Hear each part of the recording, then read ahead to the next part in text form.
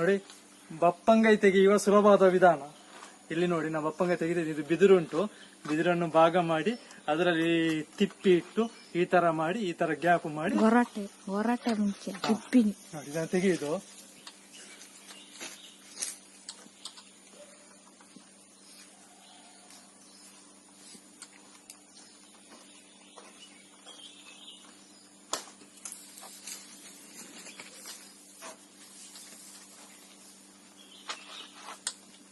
ಎಷ್ಟು ಚಂದ ಬಪ್ಪಂಗಾಯಿ ಬಂತು ನೋಡಿ.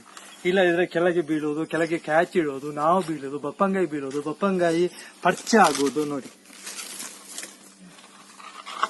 ಇನ್ನೊಂದು ತೆಗಿತೀವಿ ನೋಡಿ.